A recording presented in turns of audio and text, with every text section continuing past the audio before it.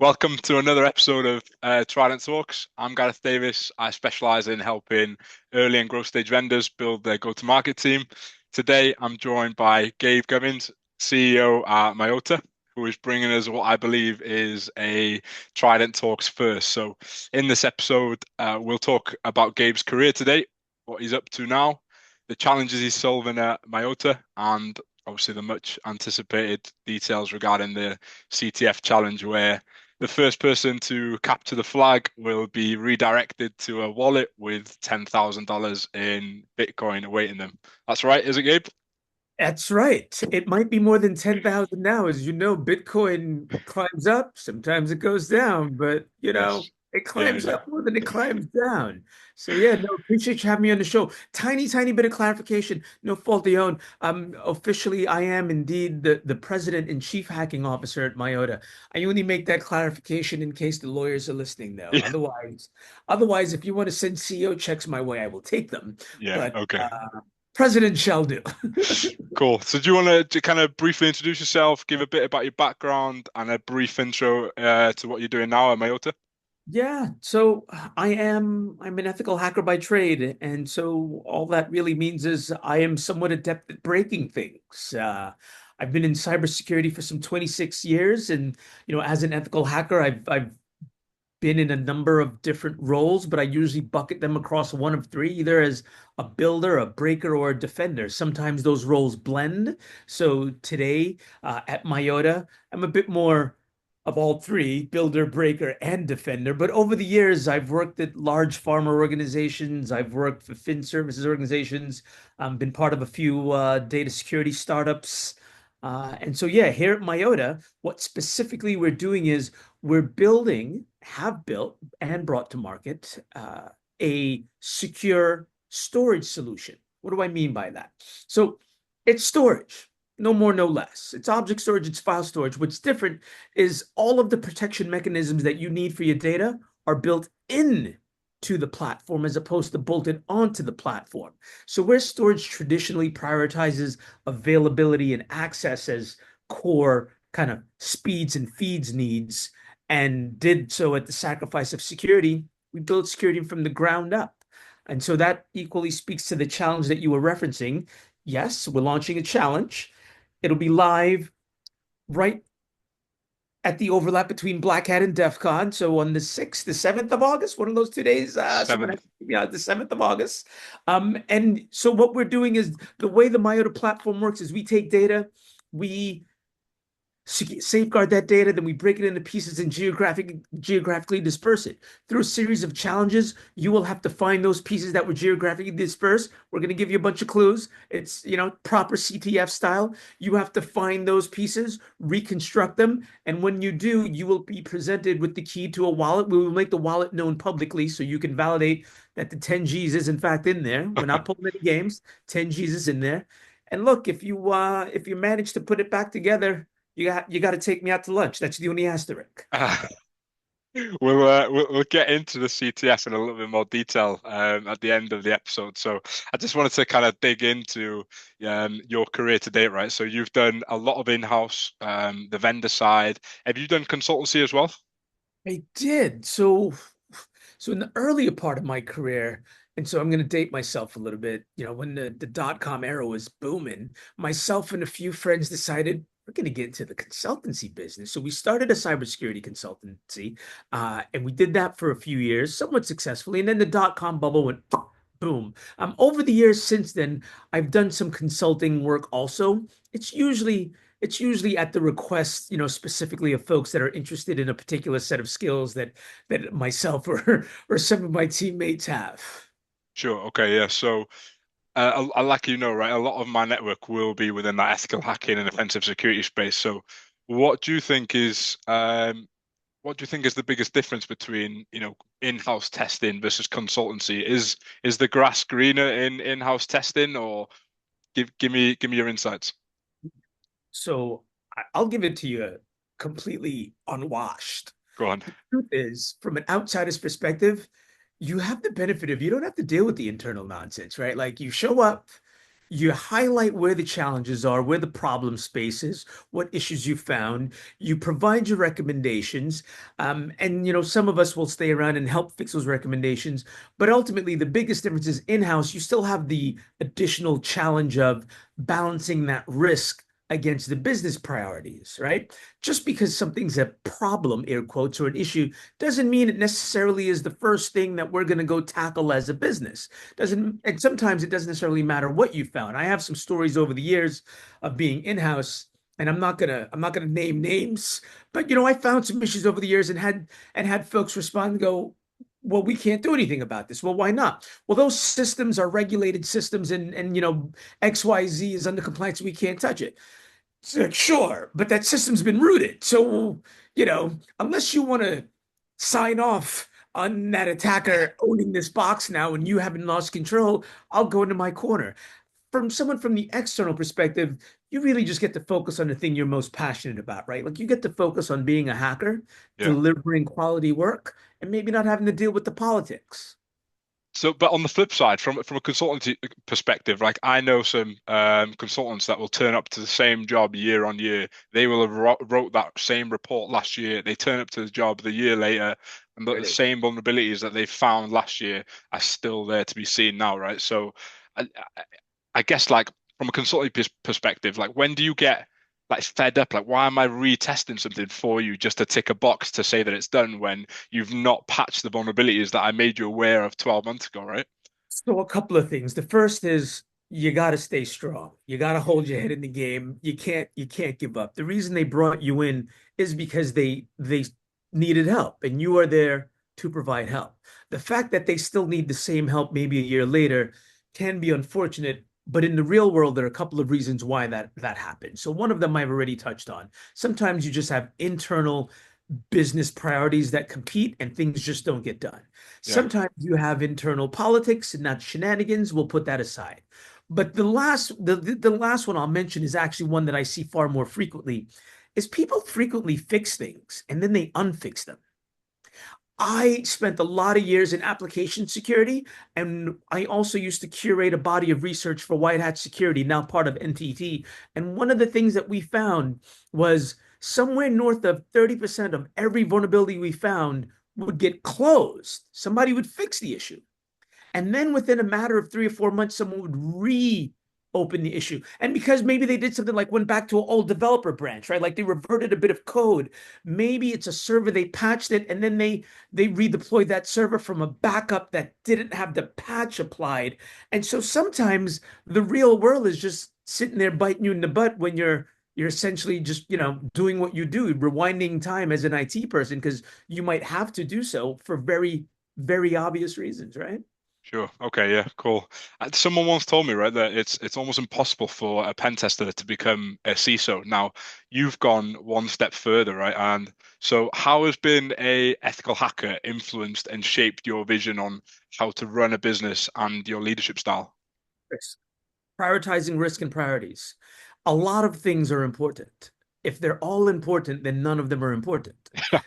You found 12 critical vulnerabilities doesn't necessarily mean all 12 may have to be addressed immediately at the same time right now. Maybe they do, but it is about balancing that risk. Number one. Number two, it's about communicating that risk so that your stakeholders who are not ethical hackers can understand why you know it to be a priority. Simply putting a piece of paper in front of them with tactics and techniques and all of the TTPs you want and all of the miters, frameworks, and that's not enough for you to explain to your CFO, to your CTO, to your board even why those things might be necessary. Communication is key. A good pen tester, a good one, doesn't just find an issue, but they write an amazing report. They write an amazing report that helps me understand the impact of the risk associated with the issue they found. A not so good pen tester leaves me with a litany of big red X's on a piece of paper and wags their finger at me. The key to crossing that chasm, so to speak, from just being a technical penetration tester, ethical hacker, into being someone in a leadership position that still carries that torch is all about being able to communicate the risk and balance priorities. Yeah, definitely. I think it's something that we've seen a lot, like in the recent years. Coming in, people coming into kind of a CISO role that would, they might kind of come from a different industry. They're not technical at all, but what they're really good at is being able to translate risk to board level, right? And they may not come from a security background, but they've got that ability to communicate with stakeholders, make them aware of what things actually are and that risk to the business, right? So we've seen a lot of that recently in the security world. Yeah. Pro tip. LLMs get a lot of both love and hate, but this is one of those areas where LLMs are useful. They're useful in helping you craft language and helping you speak natural language. It's very useful in helping you articulate something that might be a super technical concept. If you ask it how to explain it in simple terms, literally tell the LLM, just someone's tried at home right now, right? Like, explain cross-site scripting to me like I am five, and it will do so. Then ask it to explain cross-site scripting to you using an analogy like you're an eighth grader, right? Like literally, that process is part of how I see good testers today evolving their skill set, not using Claude code to hack better, faster, or stronger, but using things like Claude and Gemini to communicate better. Oh yeah, it's something that is very overlooked, right? I spoke with a head of offensive security that I'd placed, and he said that one thing that he's looking to introduce to the business now is not come on board and we'll give you all these certifications. It was come on board and we'll teach you to be a consultant. So it was to improve your report writing. It was to improve how you spoke with clients, trying to get you into B-sides, for example, and doing talks to public and just trying to get you to practice communicating better, right? So yeah, I definitely resonate with what you're saying. Um, Great W in the recruiter game. There's not a lot of folks not a lot of folks putting those two things together. sure. That is super helpful. I would say to anyone who's at the earlier, in fact, for what is worth any part of your career stage, you get an opportunity like that to learn, you should jump on that opportunity. Cool. Yeah, definitely. I agree. Moving on to Myota. What was that one moment that you experienced when it all kind of clicked that there was a problem in data security that you knew no one else was trying to solve? Well, I've known the problem was there for a while. I've known the problem was there because we all know the problem's there. If we take ransomware specifically as one of the larger persistent problems that I think it's a fair statement to say will never go away. The cat is out of the bag, the horse has left the barn. Use your chosen analogy. It is a problem. The problem I've been encountering problems I've been encountering over the last decade or so around data security largely comes down to how do you remain in control of data in environments you don't control? An environment you don't control, for starters, the cloud. You don't control it. If you look at a cloud shared responsibility model, it makes it very clear two things are your responsibility: identity and data. If you look at an environment you do control, let's say not the cloud, maybe it's your own data center, it's an on-premise environment, but it gets breached, you have now lost control of that environment. So how do you maintain control in environments where control is already brittle and maybe lost already? It was that aha moment when my co-founder and I were discussing the problems and were looking at the solutions that we essentially came to the conclusion that, look, in 26 years, I've never returned a check as an attacker because I found zero issues. So instead of trying to solve the ransomware problem, what if we simply move the data out of the way, the attack path? But the biggest challenge with that is how do you move it out of the way and keep it usable? Balancing security and usability has been a big challenge for as long as the two have existed, always. Since before computers, balancing those two things. How do you remain secure while keeping without increasing the friction of what it is you're trying to do? And when we came to that realization of, well, let's not fight the attackers. Let's not fight the attacks. Let's rebuild the infrastructure so it is resilient to that behavior.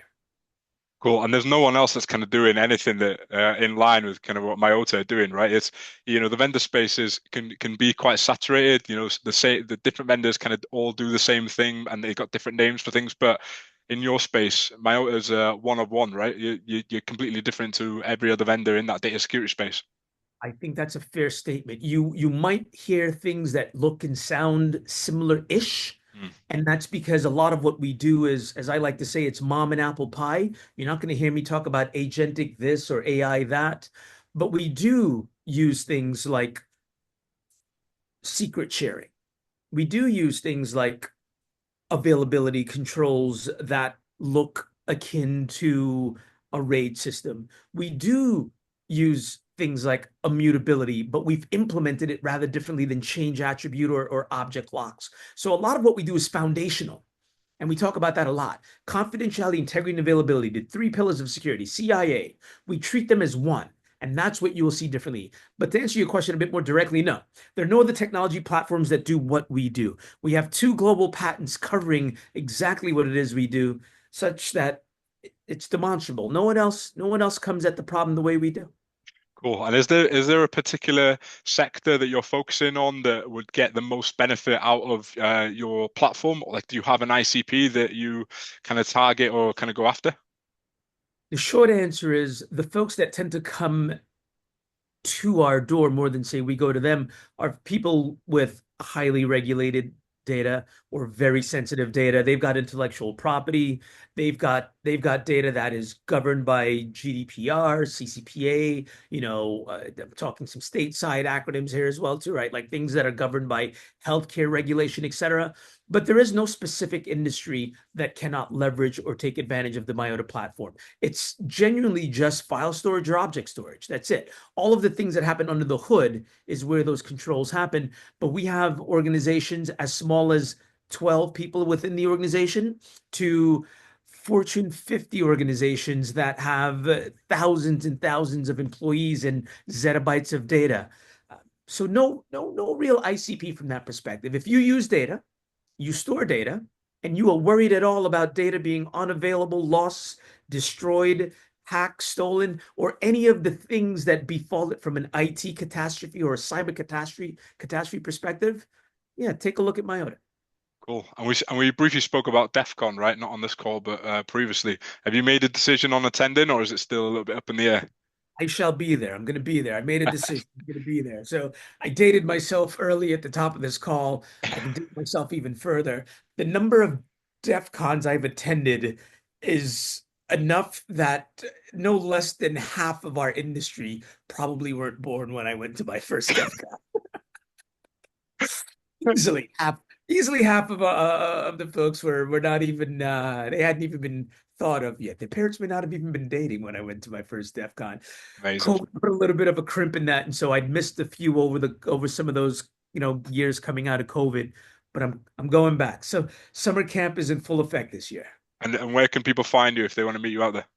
So we don't have a booth. We don't do the whole booth thing. If you want to find me, hit me up on one of the socials. One of the socials. If I'm lying, you can hit me up on LinkedIn. You can find me on that social, or email me. Email me Gabriel at myota.io.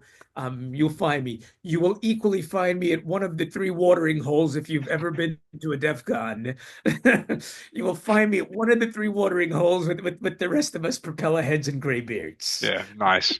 Okay, yeah. Unfortunately, I'm not going to be at DEF CON. As you know, I leave Blackout on Thursday, but yeah, if calendars For the align. watering hole. You know where Yeah. we'll be. Thanks, Gabe. Listen, I appreciate talking about Myota in such depth. Like, I'll move on to the CTF challenge.